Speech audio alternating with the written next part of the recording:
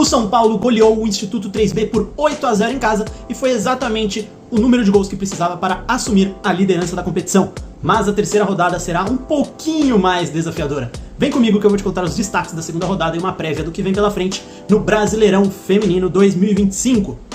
A Ferroviária ficou apenas no empate com o Grêmio e viu a liderança escapar das suas mãos após o São Paulo também golear o 3B e assumir o topo do campeonato. O Corinthians, por sua vez, venceu o Juventude por 2-0, se manteve na segunda colocação, mas diminuiu em 1 gol a distância para o topo da tabela.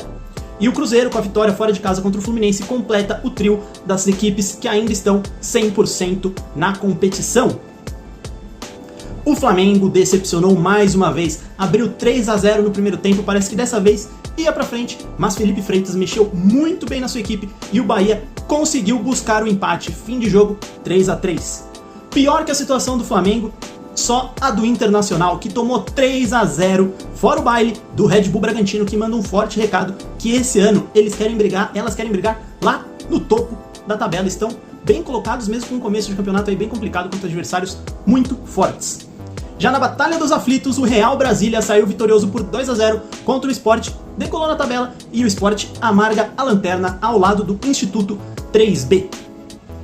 Amanhã começa a terceira rodada, às 15 horas, Palmeiras e Grêmio se enfrentam e dão início à terceira rodada da competição. Esse é um jogo muito duro, o Grêmio está com um começo de campeonato bem difícil, mas depois que passar por esse sufoco, deve conseguir melhores resultados. Aqui o meu palpite é vitória do Palmeiras.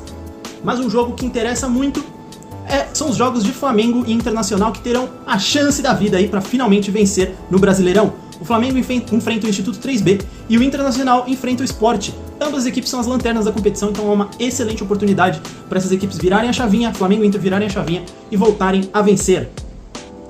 Outros jogos importantes aqui, Corinthians e Bragantino.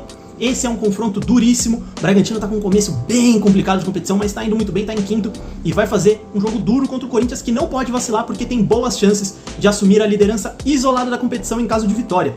Isso porque o São Paulo recebe o Cruzeiro em sua casa e pelo menos uma das duas equipes vai deixar ponto pelo caminho, se não as duas. Um empate é muito possível nesse tipo de jogo, então vamos ficar de olho. Eu acredito que pelo fator casa, o São Paulo tem um time já mais bem estruturado, a vitória será do São Paulo, mas vamos ficar de olho, então você se inscreva no canal para não perder nada do futebol feminino. Por enquanto é isso, um abraço, tchau, tchau!